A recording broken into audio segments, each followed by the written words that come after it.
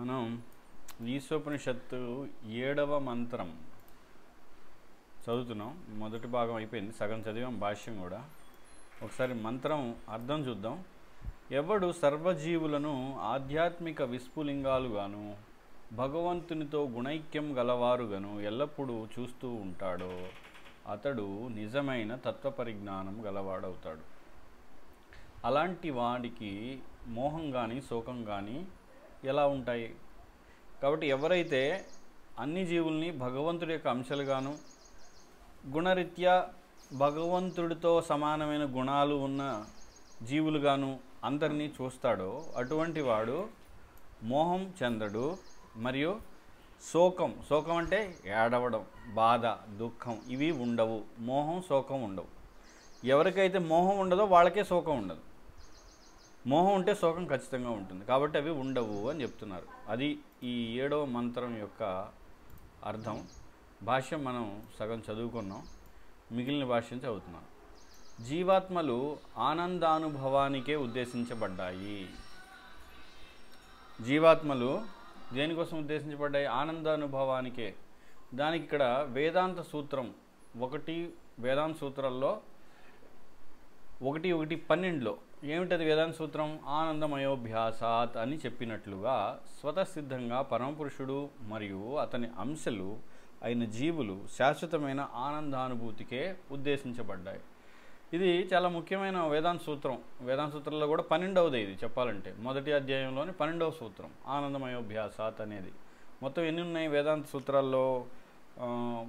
సుమారుగా 500కు పైగా వేదాంత సూత్రాలు ఉన్నాయి. అందులో ఇది 12వది. ఏంటి ఆనందమయోభ్యాసాత్ అంటే? ఎప్పుడు ఆనందం కోసం అభ్యాసం. అభ్యాసం అంటే ఏంటి? మనం చిన్నపిల్లలు ఏం అభ్యాసం చేస్తారు? ఆ ఈలు 1వ తరగతి వాడు లేదా ఇంటర్ వాడు మ్యాథమెటిక్స్. కాబట్టి జీవులు ఆనందమయోభ్యాసాత్ అభ్యాసం ఏం చేస్తారు? జీవులు అందరూ ఆనందం కోసం పని చేస్తూ ఉంటారు. అభ్యాసం అంటే సాధన లేదా పని, ఏదైనా అనొచ్చు. అభ్యసించడం అంటే నేర్చుకోవడం లేదా ఒక కార్యంలో నిమగ్నం అవ్వడం, దాన్ని సాధన చేయడం, దాన్ని పొందడం కోసం అభ్యాసం చేస్తాం కదా. కాబట్టి ఇక్కడ వేదాంత సూత్రాలు ఏమని చెప్తున్నాయి? ఆనందమయోభ్యాసాత్. ఎందుకని? ఆనందం కోసం మాత్రమే కాదు, ఆనందమయం అంటే ఆనందంలో మునిగి ఈత కొడుతూ తిరుగుతూ ఆనందంలో ఉండడం కోసం. కానీ మనం ఎలా ఉన్నాం ఇప్పుడు? ప్రస్తుత పరిస్థితి దుఃఖమయం. దుఃఖాలయం అశాశ్వతం కదా ఇది. కాబట్టి దుఃఖంలో మనం తిరుగుతూ ఉన్నాం. కాబట్టి స్వతసిద్ధంగా ఈ జీవులందరూ కూడా ఎటువంటి వాళ్ళు? భగవంతుడితో సహా నిరంతరం ఆనందం కోసం అనేకమైన కార్యాలు చేస్తూ ఉంటారు అని చెప్తుంది. అందుకే భౌతిక పంజరంలో బంధించబడిన జీవులు ఎల్లప్పుడూ ఆనందానుభవాన్నే అన్వేషిస్తున్నారు. జీవులైన మనం, భగవంతుడు ఎప్పుడూ ఆనందంలో ఉండేవాళ్ళం. కానీ ఇప్పుడు అది లేదు. కాబట్టి ఇక్కడికి వచ్చినా కూడా అంటే మనం బద్ధజీవులం అయ్యాం. అంటే శరీరం తీసుకున్నాం, ఇతర రకరకాల జంతువులు, పశువులు, పక్షుల దేహాలని మనం ఇప్పుడు అదృష్టం కొద్దీ మానవ జన్మ పొంది ఈ తత్వాన్ని వినగలుగుతున్నాం, తెలుసుకోవడానికి ప్రయత్నం చేస్తున్నాం తత్వాన్ని. అయినప్పటికీ కూడా మన యొక్క ప్రవృత్తి లోపల ఏంటి అంటే ఎప్పుడు ఆనందం కోసం ప్రయత్నిస్తాం. అందుకనే మనకి హరినామం చేస్తే ఆనందం వస్తుంది, దివ్యానందం అని తెలిసినప్పటికీ కూడా మన లక్షణం ఏంటి? ఆనందమయోభ్యాసాత్. కాబట్టి ఆ దివ్యానందం రావడానికి టైం పడుతుంది. మనం సాధన చేయాలి, తపస్సు చేయాలి, ఎప్పుడో వస్తుంది. శుద్ధి పొందితే దివ్యానందం మొదలవుతుంది. అంతవరకు మనం వేచి ఉండలేం. కారణం ఎందుకని? మన జీవులు స్వతసిద్ధంగా ఆనందంలో ఉండాలి. కాబట్టి ఏం చేస్తాం? మనం ఆనందం పొందడానికి వెంటనే మనకి చాలా దగ్గరగా ఉన్న ఇంద్రియాలు ఉన్నాయి, కళ్ళు, చెవులు, శరీరం, ఇదంతా. వీటి ద్వారా ఆనందం పొందడానికి ప్రయత్నం చేస్తాం. అందుకనే ఈ దేహంలోని ఈ ఇంద్రియాలు ఏవైతే ఉన్నాయో ఇవన్నీ కూడా మనకి ఆత్మసాక్షాత్కారానికి పెద్ద అడ్డంకులు. కారణం ఏమిటి? మన ఆనందమయోభ్యాసాత్ కనుక ఆనందం నేరుగా ఆత్మ ద్వారా ఇప్పుడు రాదు. కాబట్టి ఇంద్రియాల ద్వారా పొందడానికి ప్రయత్నం చేయడంలో మన సమయం వృధా అయిపోతుంది, మానవ జన్మ కూడా వృధా అవుతుంది. ఇప్పుడు అందరూ చేసేది ఏంటి? అనాది కాలం నుంచి పెరగడం, వాళ్ళకి పెళ్లి చేయడం, మళ్ళీ పిల్లలను పుట్టించడం, వాళ్ళకి పెళ్లి చేయడం, ఇంకా కొనసాగడం, ముసలోళ్ళు అవ్వడం, చావడం, ఈలోపు ఆహార, నిద్ర, భయమైదనాల ద్వారా సుఖాన్ని పొందడం. ఇదంతా కూడా ఎలా పొందుతున్నాం ఆనందం? దేహం ద్వారా. కాబట్టి అందుకే ఇక్కడ చెప్తున్నారు ప్రభుపాద. కనుకనే జీవులు ఎల్లప్పుడూ ఆనందానుభవాన్ని అన్వేషిస్తున్నారు ఇక్కడ. అయితే వారు దానిని తప్పుడు మార్గంలో అన్వేషిస్తున్నారు. ఎవరు? మనం. తప్పుడు మార్గం అంటే భౌతిక సంసారం ద్వారా సుఖాన్ని పొందడం. ఈ భౌతిక ప్రపంచం మాత్రమే కాక పరమపురుషుడు అసంఖ్యాకులైన తన అనుచరులతో నిత్యానందాన్ని అనుభవించే ఆధ్యాత్మిక లోకం కూడా ఉంది. మనకు తెలిసింది భౌతిక సంసారం. ఇది కాకుండా భగవంతుడు తన అనుచరులతో నిత్యం ఆనందాన్ని అనుభవించే ఇంకొక లోకం ఉంది. దాన్ని ఏమంటారు? వైకుంఠం అంటాం. అది ఉంది. ఆ లోకంలో భౌతిక గుణాల స్పర్శ ఏమాత్రం ఉండదు. భౌతిక గుణాలు కాదు, వాటి యొక్క స్పర్శ కూడా అక్కడ ఉండదు. అంటే భౌతిక గుణాలు ఏంటి? సత్వరజస్తమో గుణాలు. ఈ గుణాలు అసలు ఉండవట అక్కడ. అందుచేత దానిని నిర్గుణావస్థ అంటున్నారు. దేన్ని? ఆధ్యాత్మిక ప్రపంచాన్ని, లేదా ఇంకొక లోకం భగవంతుడు ఉండేదాన్ని నిర్గుణావస్థ అంటే ఏంటి?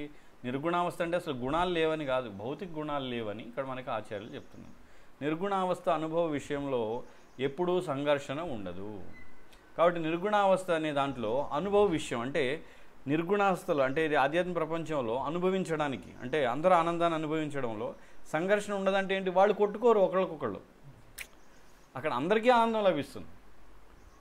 ఎందుకు ఇదా ఇక్కడ ప్రభుపాద రాస్తున్నారంటే, భౌతిక సంసారంలో మనం కొట్టుకుంటాం కదా, నాకు పదవి కావాలి, పదవి ఉంటే నాకు సుఖం అని. అది ఈ భౌతిక ప్రపంచంలో సుఖాన్ని అనుభవించడానికి భోగం అనేది లోపించడం వలన, అంటే ఇక్కడ సుఖాన్ని అనుభవించడానికి ఇక్కడ ఆనందం అనేది లేదు కదా, లోపించడం వలన వివిధ వ్యక్తుల మధ్య ఎప్పుడూ సంఘర్షణ కనిపిస్తూ ఉంటుంది. అందుకే మనకి ఇప్పుడు ఈ మధ్యనే ఎన్నికలు అయిపోయాయి. వాడిని వీడు తిట్టుకోవడం, వీడిని వాడు తిట్టుకోవడం. ఎందుకని? నేను మంచివాడిని అంటే నేను మంచివాడిని, నాకే పదవి ఇవ్వండి, నాకే ఓటు వేయండి, నన్ను సీఎం చేయండి, నన్ను ఎమ్మెల్యే చేయండి అని ఎవరికి వాడు చెప్పుకోవడం, అవతలని తిట్టడం. ఇదే పని. ఇంకా ఎందుకని? ఇక్కడ అసలు లేదు, ఆనందం అనేది లేదు. కాబట్టి వెతుకుతున్నారు, ఇలా వస్తుందా, అలా వస్తుందా, వాడిని తిడితే వస్తుందా, నేను పదవి చేస్తే వస్తుందా, లేదా నాకు డబ్బు వస్తే వస్తుందా, లేదా నేను 2 భార్యలు కాదు 4 భార్యలు ఉంటే సుఖం వస్తుందా, లేదా 4 బిల్డింగ్లు కాకుండా 20 బిల్డింగ్లు నేను పొందితే, లేదా 100 కోట్ల బదులు 1000 కోట్లు వస్తే, ఎలా కూడా లేదు.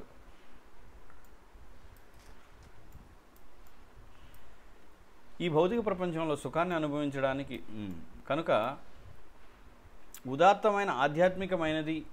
ఉదాత్తమైనది అయిన రాసక్రీడకు కేంద్రమైన పరమపురుషుడే నిజమైన భోక్త. ఉదాత్తమైనదంటే చాలా ఉన్నతమైనది మరియు ఆధ్యాత్మికమైనది. ఏంటది? రాసక్రీడ అంటే రాసలీల. రాసలీల అంటే సాధారణంగా అందరికీ రాసలీల అంటే కృష్ణుడు అమ్మాయిలతో డ్యాన్స్ వేయడం, ఎగరడం, లేదా కౌగిలించుకోవడం. చాలామంది ఎక్కువ మంది స్త్రీలతోటి ఒకడే పురుషుడు ఉండి చేయడం, డ్యాన్స్ వేయడం, ఇంకా వాళ్ళు ఇష్టం వచ్చినట్లు శృంగారంలో ఉండడం లాంటివి రాసలీల అనుకుంటారు. కానీ ఇది అనుకోవడం ఏదైతే ఉందో, ఇది మనం ఎలా అనుకుంటామంటే భౌతికమైన స్థాయిలో, అంటే మన దేహాత్మ భావంలో, నేను పురుషుణ్ణి వాళ్ళు స్త్రీలు అనే ఈ భావనలో రాసలీల అంటే ఒక అవగాహన ఉంది. కానీ నిజానికి రాసలీల అంటే అది కాదు. అసలు ఈ భౌతికమైన దేహాత్మ భావన, దేహ భావన వాళ్ళకి లేదు. పూర్తిగా కృష్ణ చైతన్యంలో గోపికలందరూ కూడా కృష్ణుడే నా వాడు, కృష్ణుడే నా సంపద, కృష్ణుడే అన్నీ, కృష్ణుడు ఆనందం కోసమే వాళ్ళు అన్నీ చేస్తారు. కాబట్టి వాళ్ళు కృష్ణుడు ఆనందం కోసమే నృత్యం చేయడం, శృంగారం కానీ ఇంకేదైనా కౌగిలింతలు కానీ నృత్యం కానీ పాడడం కానీ ఏది చేసినా అక్కడ కృష్ణుడి కోసం.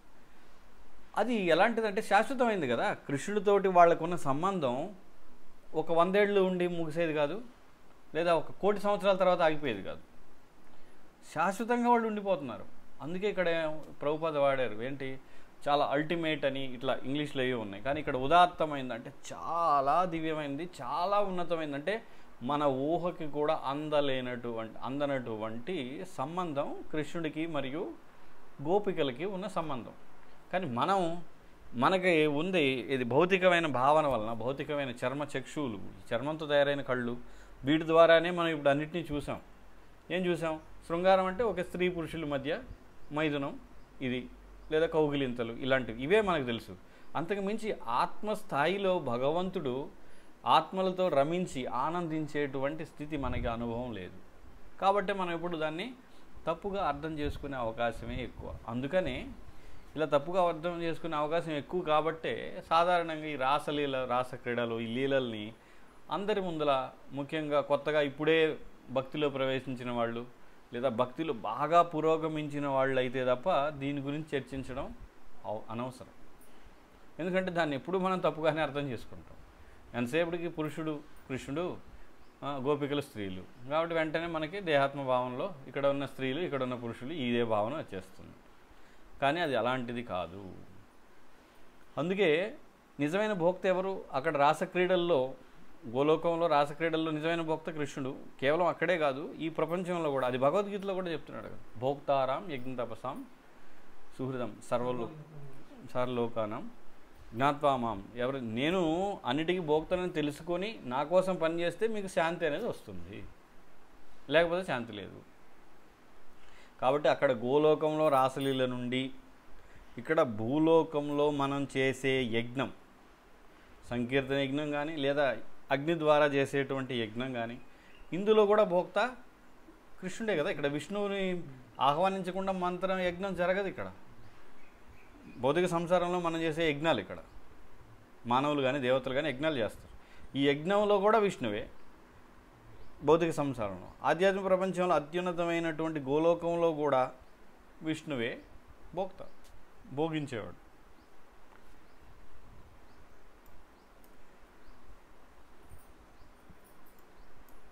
మనమందరం ఆయనతో కూడి ఎలాంటి సంఘర్షణ లేకుండా శాశ్వతమైన పరమార్థముతో జీవితం గడపాలి.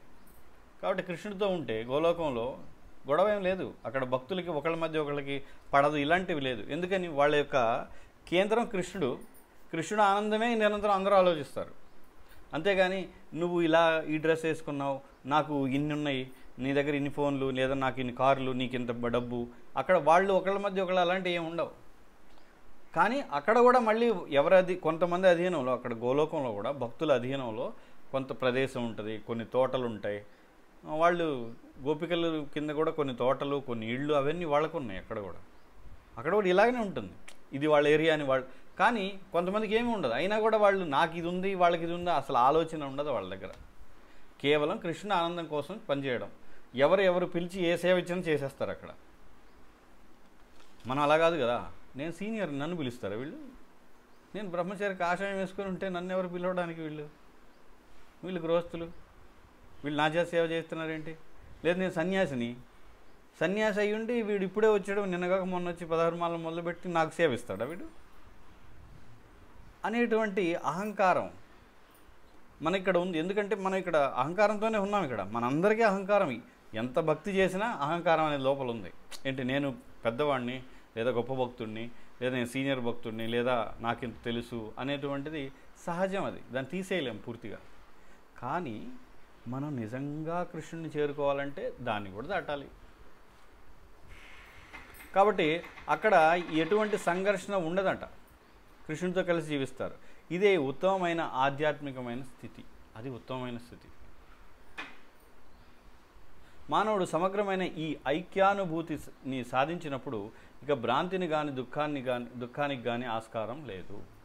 కాబట్టి ఈ ఐక్యానుభూతి అంటే ఏకానుభూతి, అంటే భగవంతుడికి ఎటువంటి దివ్యానందం ఉందో మనకు కూడా అటువంటి దివ్యానంద స్థితి. అది ఐక్యానుభూతి అంటే. జీవులు అందరూ ఒకే రకమైన అనుభూతిని చెందుతారు. ఏమిటది? ఇక్కడ మొదట్లోనే చెప్పారు. ఏంటది? వేదాంత సూత్రంలో ఆనందమయోభ్యాసాత్ అనేది వేదాంత సూత్రం. కాబట్టి జీవులు, భగవంతుడు అందరూ కూడా ఆనందాన్ని అనుభవించడం అనేది ఉంది. ఎప్పుడైతే ఆ స్థితికి వెళ్తామో అప్పుడు గొడవలు, దుఃఖం, శోకం ఏమి ఉండదు. నాస్తిక నాగరికత మాయ నుండి పుడుతుంది, మాయ నుండి ఉద్భవించింది. ఏది? నాస్తికత్వం అనేది మాయ నుండి. అంటే మాయ బాగా పెరిగిపోయినప్పుడు నాస్తికత్వం వస్తుంది. బాగా మాయ విపరీతంగా ఎక్కడ ఉంటుంది అక్కడ నాస్తికత్వం. అందుకే చూడండి, కలియుగంలో ఇప్పుడు నాస్తికత్వం చాలా ఎక్కువ. రోజు రోజుకి మనం చూడొచ్చు యూట్యూబ్లో కానీ లేదా టీవీల్లో కానీ నాస్తికులు, నేను నాస్తికుడినండి చెప్పుకొని, అవును దేవుడు ఉన్నాడని మీరు అంటున్నారు, మీరంతా అజ్ఞానంలో ఉన్నారు, ఈ పిచ్చితనం ఏంటి, చిన్నపిల్లలకి పెళ్లి చేయడం, లేదా ఈ రకరకాల సంస్కృతి ధర్మం పేరుతోటి పాలు తీసుకెళ్ళి రాళ్ల మీద పోయడం, ఇవన్నీ అనవసరంగా. పాలు లేనివాళ్ళు చాలామంది, ఆహారం లేని వాళ్ళు, పిల్లలు చనిపోతున్నారు ప్రపంచంలో. అదేవిధంగా పాలు పోస్తారు, అదేవిధంగా గోవు మూత్రాన్ని తాగేస్తుంటారు. ఇది పైత్యం, పిచ్చి కాదా? ఇలాగా ఎంతోమంది వాగుతూ ఉంటారు. అంతే కదా, నిజమే కదా. మన పాలతో అభిషేకం చేసి గోమూత్రాన్ని తాగుతాం. దానికి అది తెలియదు వాడికి. పాలతో అభిషేకం చేసే దాంట్లో దైవాన్ని మనం భగవంతుడిని చూసి అభిషేకం చేయడం, భగవంతుడి కోసం చేయడం, ఇవన్నీ మనకి వేదాల్లో ఇచ్చారు కాబట్టి చేస్తున్నాం. కానీ అది వాడికి అర్థం కాదు. వాడికి అర్థం కాక వాడేమంటాడు, మీరు రాళ్ల మీద పాలు పోస్తున్నారా? మీ నోట్లోనేమో ఆవు మూత్రం తాగుతారా? ఇదేంటి అసలు? ఇదేం పద్ధతి? నాస్తికులు ఇలాగే మాట్లాడతారు. చిన్నపిల్లలకి పెళ్లి చేస్తారా? 16 ఏళ్ళకే పెళ్ళా? అసలు వాళ్ళకి ఏ అవగాహన లేదు. అంటే స్త్రీలను అణగదొక్కుతున్నారు మీరు. స్త్రీలను అణిచివేస్తారా మీరు? వాళ్ళు ఉద్యోగం చేయకూడదా? ఇది ఎక్కడ న్యాయం? అందరూ సమానమే. ఇలాగా వాళ్ళు నిజంగా అవి వింటే కొత్తగా ఇప్పుడు కలియుగం జనులకి బాగుంటుంది. అందరూ ఉద్యోగం చేయొచ్చు, అందరూ తిరగవచ్చు, అందరూ ఇష్టం వచ్చినట్టు తిరగచ్చు. ఇదంతా చేస్తే ఏమవుతుంది? సంఘంలో మర్డర్లు అవుతాయి, రేపులు అవుతాయి. రేపుల తర్వాత నెక్స్ట్ మర్డర్ వెంటనే. ఇది జరిగేది అందరూ సమానం అయితే. అది ఇప్పుడు ఉంది కదా. 50 ఏళ్ల క్రితం భారతదేశంలో ఇప్పుడు ఉన్న మర్డర్లు, రేపులు లేవు. ఇదంతా ఎందుకు? నాస్తికత్వం పెరిగి, మాయ పెరిగితే నాస్తికత్వం పెరిగితే ఇలాంటి ఘోరాలన్నీ, అల్లకల్లోలాలు, సునామీలు, భూకంపాలు, తుఫాన్లు, కొట్టుకోవడాలు ప్రతిరోజు. అసలు భారతదేశంలో యాక్సిడెంట్ల వల్ల ప్రతిరోజు కనీసం 10 మంది పోతారు రోజుకి. దేశం మొత్తం మీద ఎక్కడైనా చూసుకోండి 10 మంది ఈజీగా పోతారు. మరి ఇన్ని కార్లు ఇవి లేనప్పుడు 10 మంది చనిపోయారా భారతదేశంలో? ఒక్కడు కూడా చావడు అసలు నాకు తెలిసి. ఏది? ఈ యాక్సిడెంట్ల వల్ల. వేరే విధంగా ఏదో తిండో రోగం వచ్చు, కానీ ఇప్పుడు యాక్సిడెంట్లు, కేవలం యాక్సిడెంట్ల వల్లనే రోజు కనీసం 10 మంది పైన పోతున్నారు. ఇది ఒక్కటే చెప్పాను. ఇక ఇలాగా కర్మాగారంలో పనిచేసేవాళ్ళు పోయేవాళ్ళు, ఇంట్లో ఇళ్ళు కట్టడం లేదా బిల్డింగ్లు కన్స్ట్రక్షన్లో పోయేవాళ్ళు, వాళ్ళందరూ లెక్కేస్తే రోజు కనీసం 500 మంది ఇలా యాక్సిడెంట్లు పోయేవాళ్ళు దేశం మొత్తం మీద. ఎందుకంటే 140 కోట్ల మందిలో రోజుకి 500 మంది అంటే పెద్ద లెక్క కాదు. కానీ పూర్వం మరి ఉందా? ఇంత లేదే. కారణం ఏంటి? నాస్తికత్వం మాయ పెరగడం వల్ల. అలాంటి నాగరికతకు దుఃఖమే ఫలితం. ప్రభుపాద రాస్తున్నారు, ఎవరైతే నాస్తికత్వం వస్తుంది, ఎక్కడైతే నాస్తికత్వం ఉంటుందో అక్కడ వాళ్ళకి ఫలితం ఏంటి? దుఃఖమే. అందుకే దుఃఖమే అనుభవిస్తున్నారు. మీకు తెలుసో లేదో, ఇప్పుడు ఈ రోజుకి కూడా స్టడీస్, అమెరికాలో 2 రకాల జబ్బులు ఉన్నాయి. ఏంటో తెలుసా? ఒకటి క్యాన్సర్, రెండోది మానసిక రోగం. అమెరికాలోనే కాదు, బాగా అభివృద్ధి చెందుతున్న దేశాలన్నింటిలో, భారతదేశంలో కూడా అభివృద్ధి చెందుతుంది, ధనిక దేశాలు అనుకున్న వాటి అన్నింటిలో కూడా మానసిక స్థిమితం ఉండదు వాళ్ళకి. అందుకని మానసిక రోగులు అంటే మెంటల్ డాక్టర్ దగ్గరికి వెళ్తారు. రెండోది క్యాన్సర్ అనేది, అందులో కూడా రకరకాలు, breast cancer, blood cancer, bone cancer, brain cancer, ఎన్ని క్యాన్సర్లు. ఎందుకంటే ఈ రోగాలన్నీ ఎక్కడో లేవు. మొట్టమొదట మన మనస్సు నుండే రోగాలు బయటకు వస్తాయి. మనసు కలుషితం అయిపోయింది కదా మనకి, మనందరం మనసు కలుషితమైంది కాబట్టి కలుషితమైన దాని నుంచి రోగాలే బయటకు వస్తాయి. ఈనాటి రాజకీయవేత్తల చేత ప్రతిపాదించబడుతున్న భగవద్రహిత నాగరికత నిరంతరం కలహాలతో కూడి ఉంటుంది. ఇప్పుడు అందుకనే సెక్యులర్ అని, ప్రజాస్వామ్యం అని, ఇందులో దేవుడు లేదా ధర్మం దీని గురించి అవకాశం మాట్లాడడానికి అవకాశం ఉండదు అక్కడ.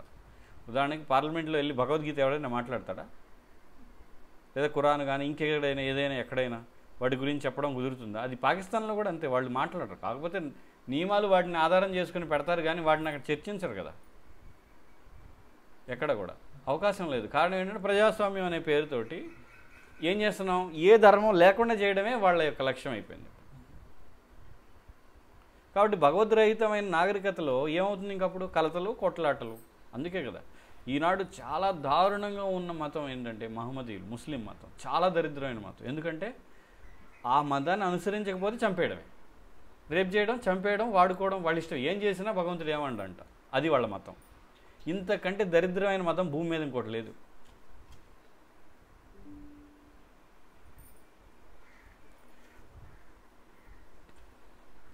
కాబట్టి ఈ యొక్క ఏదైతే ప్రస్తుతం ఉందో భగవద్రహిత నాగరికతలు ఇవన్నీ, అందులో కొట్లాటలు. ఎందుకంటే అది ఏ క్షణంలోనైనా ఈ నాగరికతలన్నీ ఎప్పుడైనా నశించవచ్చు.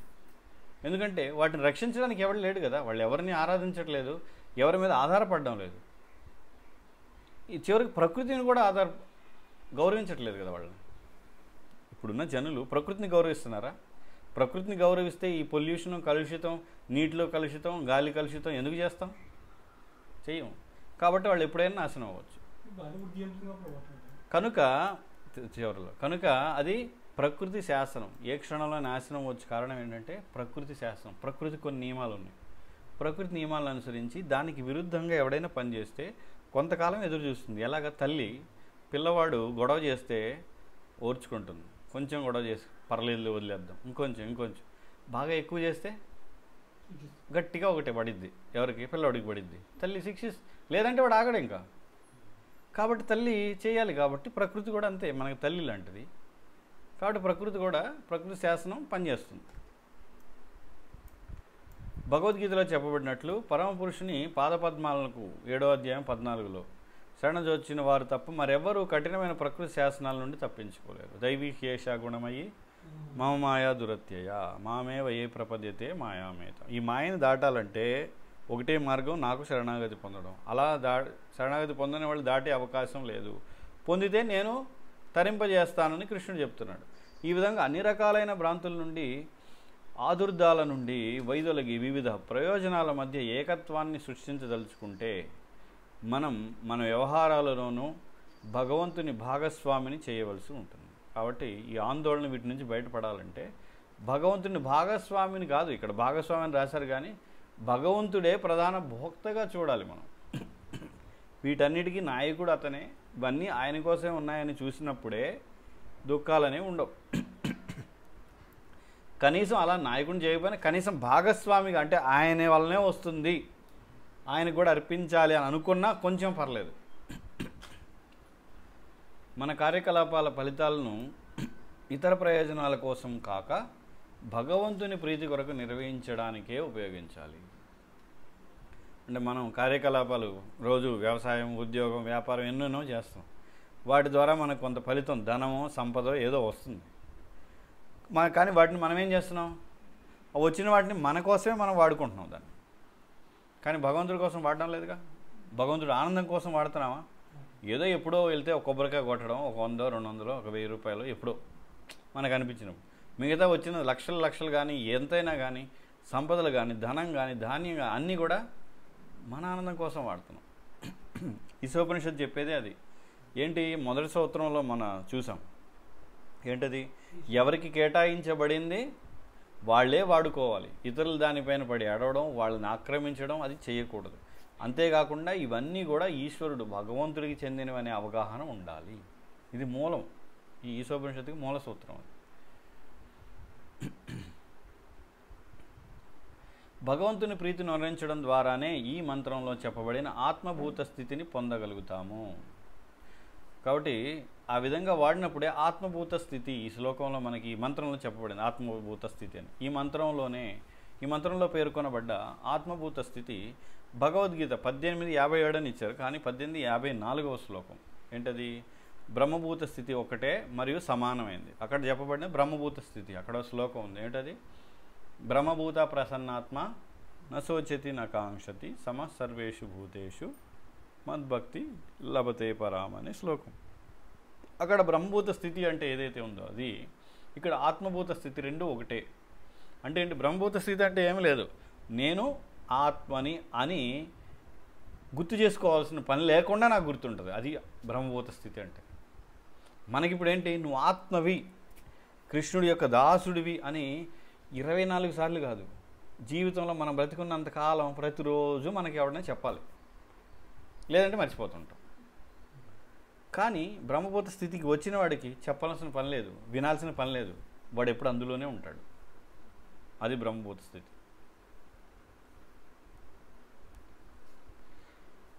జీవుడు అణువాత్మ, పరమపురుషుడు. జీవుడు అణువాత్మ అంటే చాలా స్వల్పమైనవాడు. పరమపురుషుడు జీవుల ప్రేమ నుండి ఆనందాన్ని పొందగోరడం వలన పరమాత్మయే వ్యక్తిగత అణువాత్మలందరినీ పోషిస్తుంటాడు. కాబట్టి జీవులందరూ, భగవంతుడు జీవుల నుండి ప్రేమని ఆశిస్తున్నాడు. కాబట్టి ఆయన పరమాత్మ రూపంలో ఉండి వాళ్ళకి కావాల్సినవన్నీ ఇస్తున్నాడు. ఎందుకని? అవి ఇవ్వడం ద్వారా వాళ్ళు భగవంతుడిని ప్రేమించడానికి ఏదో ఒకటి మన దగ్గర ఉండాలి కదా, ఏదైనా చెయ్యాలి కదా ఆయన కోసం. మన అధీనంలో ఏమీ లేకపోతే ఆయన కోసం మనం ఏం చేయలేం. కాబట్టి మనకి ఇవన్నీ ఇస్తున్నాడు. ఏది? పళ్ళు, పాలు, రకరకాల ఆహారాలు, పూలు, ఈ సృష్టిలోని అనేక వసతులు, నీరు, ఇవన్నీ మనకెందుకు? మళ్ళీ భగవంతుని మనం భోగించవచ్చు వాటి ద్వారా. లేదు నిజంగా నాకు భోగం వద్దు భగవంతుడి కోసం అంటే వాటిని మళ్ళీ భగవంతుడి కోసం కూడా వాడవచ్చు. రెండు విధాలుగా ఉపయోగపడతాయి అవి. కానీ మనం మొదటి విధంగానే వాడుతున్నాం, భోగించడానికి, భగవంతుడి కోసం వాడడం లేదు.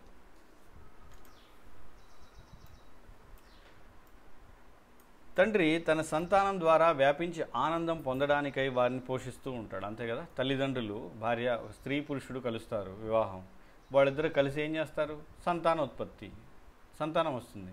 సంతానం వచ్చిన తర్వాత వీళ్ళు మనం ఆనందించడమే ముఖ్యం, వీళ్ళు వేస్ట్, వీళ్ళని పడేయండి, ఇసిరేయండి, అది ఎవరు ఉండరు అలాగా. ఎందుకని? వచ్చారు కదా, వాళ్ళ ద్వారా మళ్ళీ ప్రేమని విస్తరింపజేయడం. తండ్రి వీళ్ళ ద్వారా కూడా ఆనందం పొందడం, భార్య ద్వారా పొందాడు, తర్వాత పిల్లల ద్వారా పొందడం, ఈ విధంగా ప్రయత్నం చేస్తూ ఉంటాడు. అదేవిధంగా భగవంతుడు కూడా అంతే, సృష్టిలోని జీవులందరి ద్వారా ఆనందం పొందుతూ ఉంటాడు. అలాని ఇప్పుడు తండ్రి బిడ్డల ద్వారా ఆనందం పొందే క్రమంలో వాళ్ళు ఏడ్చినా పర్లేదు, నేను ఆనందంగా ఉండాలి అనుకోడు తండ్రి. వాళ్ళ ఆనందం కూడా చూస్తూ ఉంటాడు ఎప్పుడు తండ్రి, అంతే కదా. తల్లి కూడా అంతే. అదేవిధంగా భగవంతుడు, జీవులందరూ కూడా భగవంతుడి కోసం పనిచేయాలి, ఆ విధంగా జీవులు కూడా ఆనందంగా ఉండాలి. తల్లిదండ్రుల మాట వింటేనే పిల్లలు ఆనందంగా ఉంటారు, అది తెలిసిందే. కాబట్టి ఇక్కడ భగవంతుడి మాట వింటేనే భక్తులు, జీవుల ఆనందం.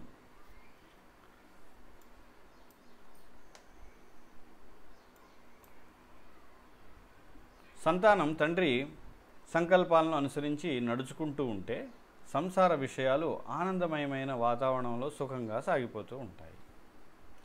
తల్లిదండ్రుల మాట వింటూ సంతానం నడుస్తూ ఉంటే సాఫీగా జరుగుతుంది వాళ్ళ సంసారం, ఎటువంటి పెద్ద చిక్కులు ఉండవు. అదేవిధంగా మనం కూడా భగవంతుడి మాట వింటూ ఆయన చెప్పినట్టు చేస్తే మనకి సుఖం, భగవంతుడికి సుఖం. ఇలాంటి స్థితే పరమపురుషుడైన పరబ్రహ్మ కుటుంబం. ఇది మామూలు కుటుంబంలో మనం చూస్తున్నాం ఇక్కడ, కానీ పరబ్రహ్మ అంటే భగవంతుడి కుటుంబంలో కూడా ఇదే ఉంది. ఏది? ఇక్కడ ఏదైతే మనం చూస్తున్నామో తల్లిదండ్రుల మాట వినాలి, అక్కడ భగవంతుడి మాట వినాలి. పరబ్రహ్మ కూడా ఇతర జీవులలాగే సాకారుడే. ఆయన కూడా రూపం లేనివాడు, ఏదో వెలుగు, ఏదో లైట్ కాదు. ఆయన కూడా సాకారుడే. భగవంతుడు కానీ జీవులు కానీ నిరాకారులు కారు. ఎవరికి రూపం లేని వాళ్ళు ఎవరు లేరు, భగవంతుడు కానీ మనం కానీ. అలాంటి ముక్త పురుషులు సచ్చిదానందమయులే ఉంటారు. వాళ్ళు సచ్చిదానంద విగ్రహాలను కలిగి ఉంటారు. ఎవరు? ముక్త పురుషులు అంటే జీవులు. ఆధ్యాత్మిక జీవితం యొక్క యథార్థ స్థితి ఇదే. ఈ ఆధ్యాత్మిక స్థితిని గుర్తించగానే మానవుడు పరమపురుషుడైన శ్రీకృష్ణుని పాదపద్మాల వద్ద శరణు వేడుతాడు. ఎప్పుడైతే నేను ఈ శరీరం కాదు ఆత్మని అని తెలుసుకున్నప్పుడు, బ్రహ్మభూత స్థితి వచ్చినప్పుడు, అప్పుడు భగవంతుడి పట్ల మనం అప్పుడు ఏదైతే కృష్ణుడికి శరణాగతి పొందేది ఉందో అది పరిపూర్ణమైంది. ఇప్పుడు మనం పొందేది పరిపూర్ణం కాదు. కారణం ఏంటి? మన ఒకవైపు దేహాత్మ భావన ఉంది, కృష్ణుడు దేవాదేవుడు అని అంగీకరిస్తున్నాం. కానీ మరొక వైపు నా కుటుంబం బాగుండాలి, నేను బాగుండాలి, నాకు ఎటువంటి దుఃఖాలు రాకూడదు అంటే ఏంటి? నేను అంటే ఏంటి? ఇక్కడ దేహమేగా. మరొక వైపు కృష్ణుడిని దేవాదేవుడు అని ఒప్పుకుంటున్నాం, అంతవరకు బాగానే ఉంది. కానీ యువతలో మన వైపుకి వచ్చేసరికి ఆత్మభావన లేదు. అయితే అలాంటి భగవద్ అనుభూతి అసంఖ్యాకాలైన జన్మల తరువాత కలగడం వలన అలాంటి మహాత్ములు అరుదుగా కనిపిస్తారు. ఎవరు? ఈ విధంగా పూర్తిగా ముక్త పురుషులు, దేహాత్మభావం లేకుండా బ్రహ్మభూత స్థితి లేదా ఆత్మభూత స్థితిలో ఉండేటువంటి జీవులు చాలా అరుదు. అది 7వ అధ్యాయం 19వ శ్లోకంలో కృష్ణుడు చెప్పాడు. బహునాం జన్మనామంతి, ఇది అందరికీ తెలిసిన శ్లోకం. అనేక జన్మల తర్వాత తెలివైనవాడు, బుద్ధిమంతుడైన వాడు వాసుదేవుడే సర్వం అని తెలుసుకోవడం జరుగుతుంది. అటువంటి మహాత్ములు, మహాత్ములు చాలా అరుదు. ఒక్కసారి అలాంటి స్థితిని పొందిన తర్వాత మనం ప్రస్తుత జీవితంలో అనుభవిస్తున్న మాయ కానీ, క్లేశాలు కానీ, జనన మరణాలకు సంబంధించిన దుఃఖాలు కానీ ఉండవు. అది తెలిసిన తర్వాత ఉండవు. మనకైతే ఉన్నాయి. కారణం ఏంటి? మన స్థితులు లేవు కదా. ఆత్మభూత బ్రహ్మభూత స్థితి లేదు మనదేంటి? దేహాత్మ భావన. శ్రీ ఈశోపనిషత్తులోని ఈ మంత్రం నుండి మనం గ్రహించే విషయం ఇదే.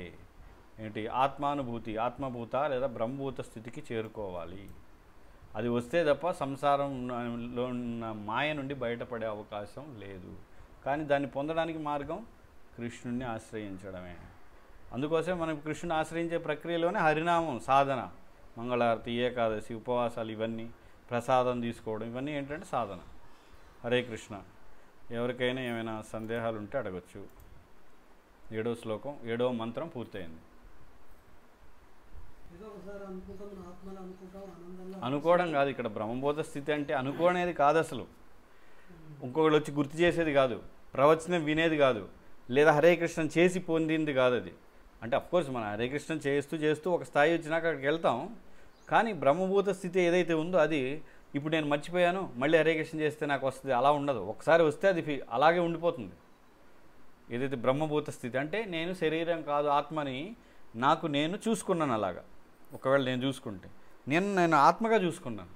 తర్వాత ఇది దేహం విడిగా చూస్తాను నేను మళ్ళీ. ఇప్పుడు మనం విడిగా చూడట్లేదు కదా, ఇది నేను అంటున్నాను. కానీ బ్రహ్మభూత స్థితిలో ఉన్నవాడు ఇది దేహం నేను కాదు అనేది వాడికి చెప్పాల్సిన పని లేదు. ఎప్పుడు గుర్తుంటుంది వాడికి. ఇంకా నేను ఆత్మని, కృష్ణుడే నాకు స్వామి అనే భావన కూడా ఎప్పుడు ఉంటుంది. వాళ్ళు మర్చిపోరు. కాబట్టి వాళ్ళకి ప్రవచనాలు అవసరం లేదు. వాళ్ళు వినాల్సిన పని లేదు. వాళ్ళు ప్రవచనం చెప్పొచ్చు అంతే. వాళ్ళు వినాల్సిన అవసరం లేదు. ఇంకా వేదాలను కూడా చదవాల్సిన పని లేదు. ఎందుకని అనుభవం పొందేశారు కదా. వాళ్ళకి నేను శరీరం కాదు ఆత్మ అనే అనుభూతి వచ్చింది. కృష్ణుడి దాసుడనే అనుభవం కలిగింది. కృష్ణ ప్రేమలో ఆనందాన్ని అనుభవిస్తున్నారు. ఇంకేం కావాలి? మనకు అవి లేవు కాబట్టి మనం ప్రవచనం విన్నదే. నిజానికి ఈశోపనిషత్తులో మనం చూసినా, భగవద్గీతలో చూసినా, లేదా ఉపదేశామృతం, లేదా భక్తి రసామృత సింధు, చైతన్య చరితామృతం, శ్రీమద్భాగవతం, ఈ అన్ని గ్రంథాల్లో ఉన్నది వేరువేరు విషయాలు ఏమి లేవు. అక్కడ అన్నిట్లో ఉన్న సారం ఒకటే మళ్ళీ. కాబట్టి చెప్పే విధానం, దృష్టికోణం, చూసే విధానం, చూసే దృష్టి అనేక వైపుల నుంచి వస్తూ ఉన్నాం అన్నమాట ఒకే విషయాన్ని. మనల్ని కర్మబంధంలో పడేసేది మన యొక్క కర్మ వలన గుణాల లోపల ఉంటున్నాం. గుణాలు అనేవి ఎలాంటిదంటే, మనకి జైల్లో 7 సువ్వలు ఉంటాయి కదా, 7 సువ్వలో 10 సువ్వలో ఉన్నాయి, వేసి లోపల పెడతాం. ఇక్కడ 3 సువ్వలు ఉన్నాయి, సత్వగుణం, రజోగుణం, తమోగుణం అనే 3 సువ్వలు వేసి లోన పడేశారు. అవి దాటితే కానీ మనం బయటికి రాలేము. ఇప్పుడు వాటి అధీనంలో మనం ఉన్నాం ఇప్పుడు. అంటే ఆ గది అంతా కూడా ఆ త్రిగుణాలతో తయారైంది అనుకోండి జైలు అనేది. దాని నుంచి బయటపడితేనే గుణాల నుంచి బయటపడినట్టు. కాబట్టి మనం చేసిన పని వలన లోపల పడ్డాం ఇప్పుడు. అంతేగాని ఎవడైనా జైల్లో ఉండి ఈ జైలే నన్ను బంధించిందని ఎవడు అనుకోడు. బంధించింది ఎవరు? పోలీసు. ఎందుకని? వాడు తప్పు చేశాడు కాబట్టి. జైలు ఏం చేసింది? అవి గోడలు, చువ్వలు అంతే. వాడు తాళం తీస్తే నువ్వు బయటికి రావచ్చు, అది నిన్నేం చేయలేదు. అదేవిధంగా ఈ త్రిగుణాలు మనల్ని బంధించలేదు. మనం భగవంతుడు వద్దనుకొని, ఇది కావాలనుకొని, ఇక్కడ ఉండాలనుకొని మనం వచ్చాం కాబట్టి ఇక్కడ ఉన్నాం. అంతే. గుణాలని మనం తిట్టకూడదు, ప్రకృతిని తిట్టకూడదు, అవేం చేయలేదు. మన లోపల మన కోరికను బట్టి ఇక్కడికి మనం వచ్చాం.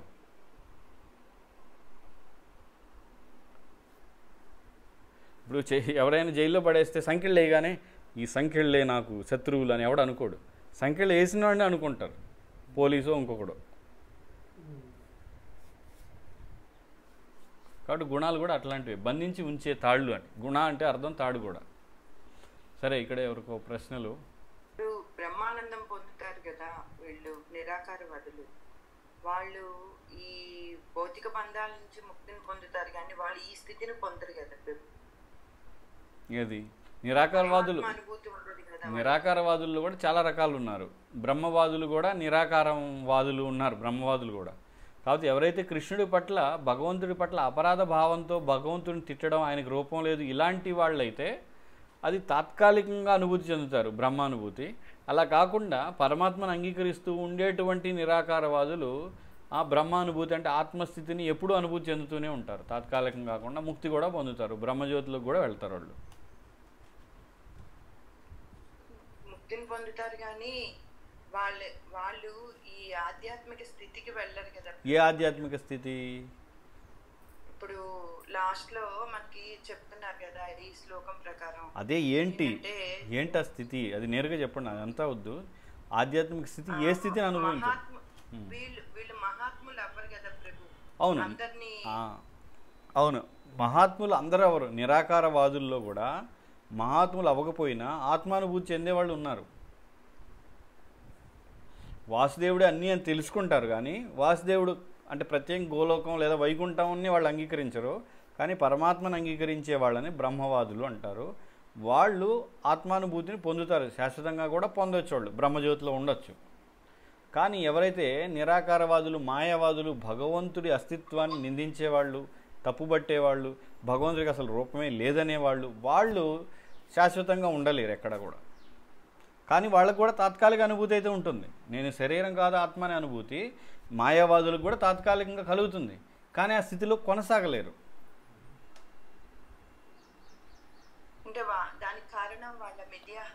వాళ్ళ అహంకారం, వాళ్ళ అపరాధ భావన భగవంతుడి పట్ల. ఎందుకంటే భగవంతుడు లేడు, ఆయన కళ్ళు లేవు, ముక్కు లేవు, ఇదంతా అపరాధ భావన కదా.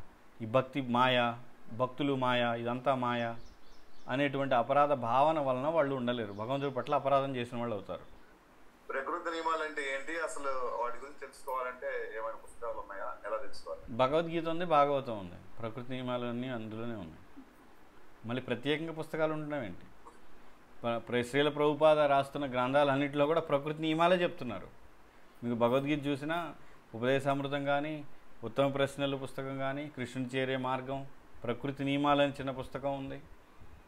ఇవన్నీ ఏది చూసినా ప్రకృతి నియమాలు అన్నింటిలో ఉన్నాయి. ప్రకృతి నియమాలు లేకుండా మనం ఏ గ్రంథం ఉండదు. ఎందుకంటే మనం ఉన్నది ప్రకృతిలో కాబట్టి మనం ఎప్పుడూ మాట్లాడేది ఆ ప్రకృతికి సంబంధించిన నియమాల గురించే. మనం ఇక్కడ స్త్రీ పురుషులుగా ఉండి వివాహం చేసుకోవాలి, సంతానం ఇలా కనాలి, తర్వాత వాళ్ళని ఇలా పెద్ద చేయాలి, ఈ వర్ణాశ్రమ విధానం, ఇవన్నీ ఏంటి? ప్రకృతిలో ఉన్న నియమాలే ఇవన్నీ. బ్రాహ్మణులు వీళ్ళు, వైశ్యులు వీళ్ళు, శూద్రులు, ఇవన్నీ ప్రకృతిని బట్టే కదా, గోలోకంలో ఉన్న నియమాలు కాదు ఇవన్నీ. ఇప్పుడు రాసలీల గురించి తెలుసుకోవాలంటే గోపికలు పూర్తిగా ఆత్మ స్వభావంలోనే ఉండి భగవంతుని సేవిస్తూ ఉంటారని అర్థం చేసుకోవాల్సి అంతే కదా. ఇప్పుడైతే ప్రస్తుతం అందరూ రాసలీల గురించి తెలుసుకోవడానికి ప్రయత్నం చేయకుండా ఉంటే మంచిది.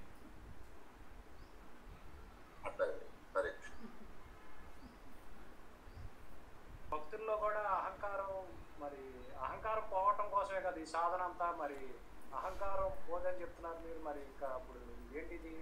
ఎవరు చేస్తున్నారు సాధన? ఈ సాధన అంతా అంటున్నారు. నిజంగా ఎవరు చేస్తున్నారు సాధన? నాకు నిజమైన సాధన చేసేవాళ్ళు చాలా కొద్దిమంది కనపడుతున్నారు. అంటే ఒక భక్తుడి ఆధ్వర్యంలో ఉండి భక్తుడికి సేవ చేస్తూ, శిక్షణ పొందుతూ, భక్తులు వైష్ణవులందరికీ సేవ చేస్తూ, ఒక పద్ధతి ప్రకారం ఉండి, ఒక నియమబద్ధంగా ఉండి సాధన చేసేవాళ్ళు నాకైతే చాలా తక్కువ మంది కనపడుతున్నారు. చాలామంది ఏం చేస్తున్నారు, దీక్ష తీసుకునే వరకు సాధన చేస్తారు. ఎవరో వాళ్ళ కింద దీక్ష తీసుకోగానే వాడికి ఒక స్వతంత్రం వచ్చేస్తుంది. వీలైతే టెంపుల్కి వెళ్తాడు, వీలైతే డొనేషన్ ఇస్తాడు, వీలైతే సేవ చేస్తాడు, లేదంటే 16 మాలు చేసి ప్రసాదం తీసుకొని ఇంట్లో కూర్చుంటాడు. అదే చేసేది. ఇదేం సాధన? ఇలా చేస్తే ఎవరు పొందుతారు శుద్ధి? ఎలా సాక్షాత్కారం అవుతుంది?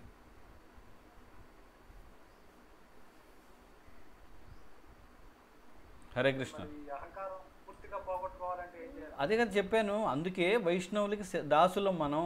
నిరంతరం వాళ్ళకి దాసత్వం చెయ్యాలి. భక్తుడి ఆధ్వర్యంలో భక్తి చేయాలి. ఎక్కడ చేస్తున్నాం? ఎవరి ఆధ్వర్యంలో చేయాలి? దీక్ష వచ్చిన తర్వాత మనం స్వాతంత్రం, ఫ్రీడమ్. మేము గృహస్థులం, మేము ఫ్రీడమ్. గృహస్థులే కాదు, ఈవెన్ బ్రహ్మచారులు కానీ సన్యాసులు కానీ ఎవరైనా సరే ఎవరో ఒకళ్ళ కింద ఉండి చెయ్యాలి. సన్యాసి అంటే ఓకే, వాడు పూర్తిగా స్వతంత్రుడు సన్యాసి. మిగతా వాళ్ళందరూ ఎవరో ఒకళ్ళ కింద ఉండి చెయ్యాలి కదా. ఎవరి కింద ఉంటున్నాం మనం? ఎవరు ఉండట్లేదే. మరి ఇంకేం సాధన చేస్తున్నాం? వాళ్ళు చెప్పినట్టు వింటున్నావా? మన జీవితం వాళ్ళ ఆధ్వర్యంలో నడుస్తుందా? ముఖ్యంగా ఆధ్యాత్మిక జీవితం వాళ్ళు చెప్పింది ప్రతిరోజు చేస్తున్నామా? కొంతమంది 16 మాలే వదిలేస్తున్నారు దీక్ష తీసుకున్నాక. ఎవరు అడగట్లేదు కాబట్టి ఇంకేం సాధన ఉంది అక్కడ?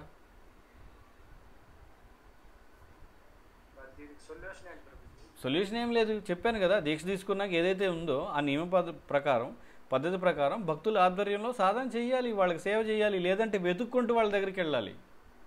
నా దగ్గరికి రాలేదు, మా ఊళ్ళో లేరు, భక్తులు ఈ మధ్య రారు. నీకోసం ఏమన్నా నువ్వేమన్నా మహానుభావుడివా, మహాత్మవా నీ దగ్గరికి రావడానికి? మనం మహాత్ముల దగ్గరికి వెళ్ళాలి. మహాత్ములు మన దగ్గరికి వస్తారా? ప్రభుజీ మా ఊళ్ళో ఎవరు రావట్లేదు ప్రభు, మా క్లాసులు జరగట్లేదు. జరిగే దగ్గరికి నువ్వు వెళ్ళు. అంటే నీకు అంతగా భక్తి కావాలి, సాధన ముఖ్యంగా అంటే ఆధ్యాత్మిక జీవితం, కృష్ణ ప్రేమ కావాలని అంతగా ఉంటే ఎక్కడుంటే అక్కడ నువ్వు వెళ్ళాలి. వాళ్ళని ప్రాధాయపడి రప్పించుకోండి, లేదంటే మీరు వెళ్ళండి. ఇప్పుడు చాలామంది ఉన్నా కూడా ఊరికి ఎవరు వాళ్ళు ప్రవచనాలకు వెళ్తాం, హరే కృష్ణ ప్రభు అంటాం, మళ్ళీ మన దారి మందే. వాళ్ళు ఏం చెప్పినా పట్టించుకోం, లేదా వాళ్ళు చెప్పినట్టు వినం, చెయ్యం. ఇంకేం చేస్తాం? అంతే. అందుకే సాధన ఎవరు చేయట్లేదని అంటుంది. కారణం అది. మీరు అంటున్నారు ఏమైనా సాధన చేస్తున్నారు. ఎవరు చేస్తున్నారు నిజమైన సాధన? కేవలం 16 మాలలో తిప్పేసి ప్రసాదం తింటే సాధన అయిపోయిందా? ఏకాదశి చేస్తాం, ఇదే సాధన. వైష్ణవ సేవ ఎక్కడికి వెళ్ళింది? భక్తులను పిలిచి రోజు ప్రసాదం, వాళ్ళకి కీర్తన, వాళ్ళతో కలిసి కీర్తన, వాళ్ళ నుంచి ప్రవచనం, కృష్ణ కథ, ఇవేవి?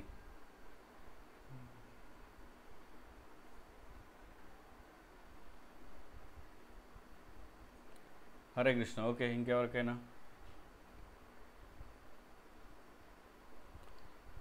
సరే, అయితే श्री उपनिषद की जय, श्रील प्रभुपाद की जय।